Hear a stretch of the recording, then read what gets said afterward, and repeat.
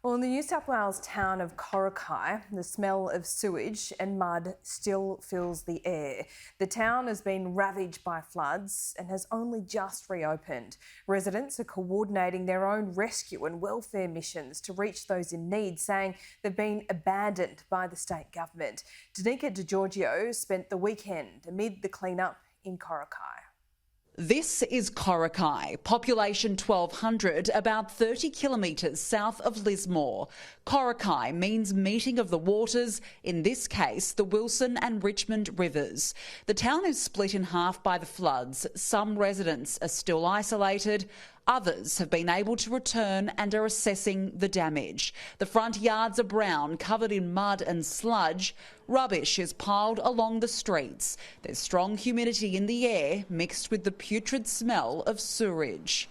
Addison Bailey is a Coraki resident. No one thought it was going to happen. You know, we saw the backwater come up and it's like, it's normal flood, and then it's just suddenly it's up around us, and we had 3 little islands in Coraki. We couldn't cross over to school. We were all trapped and had to get boats going around to people and packing supplies, and there was some mate that was out 26 kilometres, needed medication, and just couldn't get out to him very well. We had to wait 2 days to get out to him. So it's been rough in the community. But Addison can't get back to his house, so he's one of the many locals sleeping in their cars.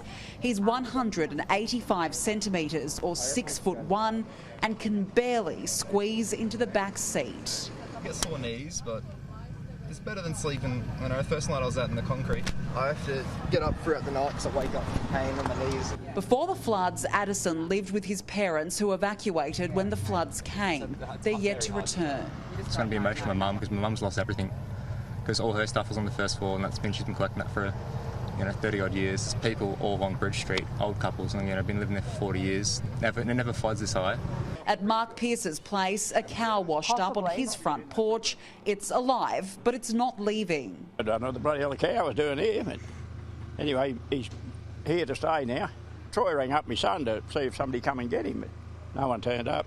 Mark has lived here since 1967. This is the first time he's returned home to assess the damage. It's buckled all the floor. All the boards are coming up. They're probably all right when they dry out. He's pulled out the flooded carpet. The house is empty. It'll take weeks to dry out. There's not much heat in the air. But no, I think every house in Coraki nearly got flooded this time. There are still many communities in and around Coraki that are completely cut off. Volunteers on boats are ferrying food, water and fuel to those isolated. Hay is also put onto jet skis for farmers to feed their animals. Kate Coxall has been coordinating supply drops on the water and in the air. I've been coordinating, across basically the whole of the Coraki, Bunga area, as many addresses, hundreds of people who were still left stranded. The people out at Bunga, my neighbours, have been out there for 10 days. We lost communication 6 days ago with most of them. The relief crews invited us onto one of their boats. We're currently on one of the many rescue boats currently involved in taking supplies to and from the mainland to people who are still cut off from these floodwaters 5 days after they pass through. These people are doing multiple trips a day. The situation is dire. Heading out onto the Richmond River, you get a sense of how volatile the situation is. These people are trapped from both ends.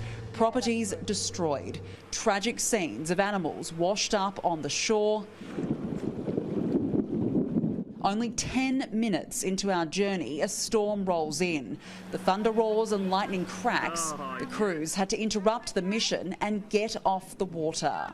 So we've just had to come back to base because suddenly it has started pouring with rain and there's lightning and thunderstorms. And this is the concern for these areas over the next few days, is the weather.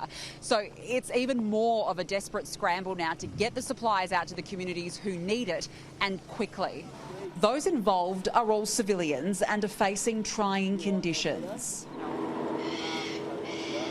When the volunteers conduct rescue and welfare operations, they don't know what they'll face. They don't know if the residents will be found dead or alive. I have spoken to numbers of them. I've spoken to people on the DPI who are just so traumatised. They're bursting into tears every time I call. And it's a new person, so they're trying to take over shifts and do what they can. But it's just beyond what is reasonable for an entire region.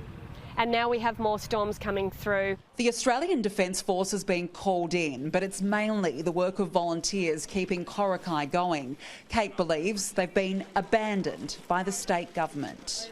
What I feel has happened is that the main comms teams have been abandoned by the government, who has not funded enough crew, permanent crew, who, if they were permanent, they would have sent out other crews sooner, because they would have been able to respond to the sheer volume of calls that were coming.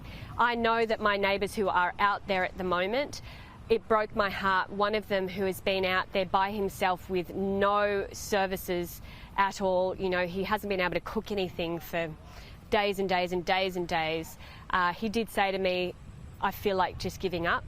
We put Kate's question to the Deputy Premier, who was visiting Coraki. All of the support is critical. An extra pair of hands is needed right now. They need it right now, though. They need that coordination. They need someone on the ground directing, though. Can you give them that right now? Well, they need it now, and they need it done locally as well. So the needs here in Coraki are going to be very different to those in Lismore, very different to those over in Tweed. Late in the day, the heavy rain and strong winds returned. 25 millimetres fell in just 15 minutes. It's set to continue over the next few days. It's the last thing recovering towns like this need. Danica Di Giorgio, Sky News, Coraki.